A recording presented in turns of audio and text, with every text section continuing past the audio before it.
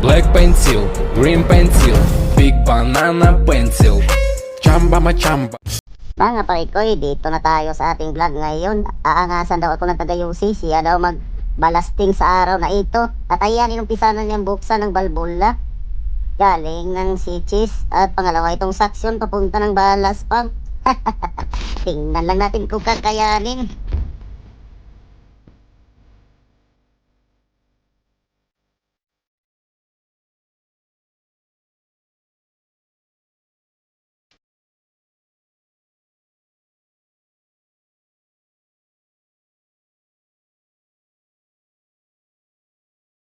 At ang pangalawa, papunta naman siya sa discharge ng balas at upang bubuksan ng balbula papuntang WTS. Magaling nga talaga itong tagayusin na to.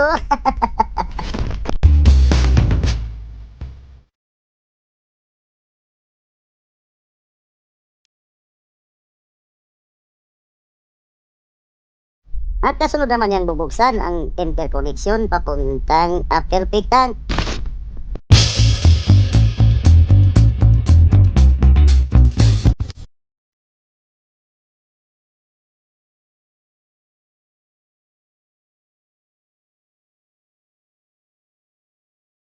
Talagang mahusay talaga ng tagayusi. At kita mo naman, alam niya yung peeling valve ng afterpeak tank. At ito na naman yung binubuksan niya.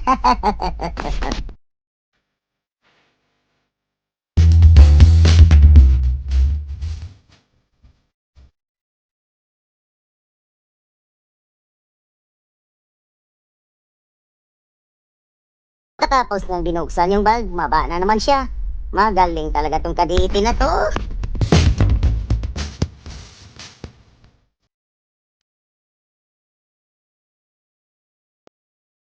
Kaakyat kami doon sa may WTS upang i-sit up na naman yung balbula doon. Ayan, nagmamadali pa yung engine kadit namin na galing UC.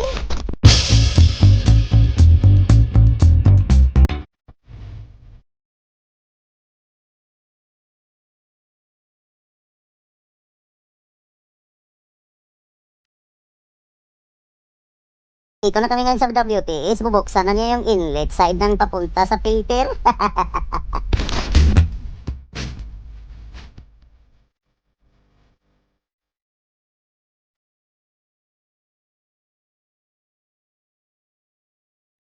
Buksan naman niya yung discharge valve ng WTS filter. Pupunta naman siya dito sa monitor ng WTS upang i-sit up yung pump. At nakita naman yung kabisado yung mga patusok-tusok niya dyan. Hihintay lang natin na ma-proper na sit up ang ating ballast pump upang ma-start na natin doon sa baba. Pag nag-blink na yan ay ibig sabihin ready na nating ballast pump. Gagaya niyan, may mga blink-blink na ibig sabihin bukas na lahat na balbula. Kabisado nga talaga ni engine kadit galing tagayosi.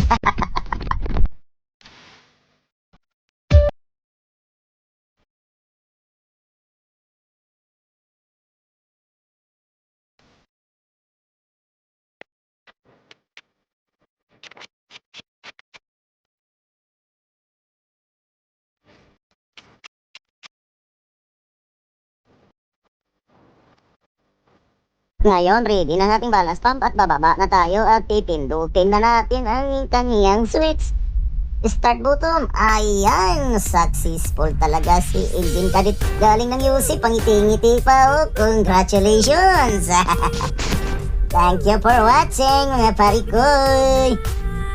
Rexon Videos.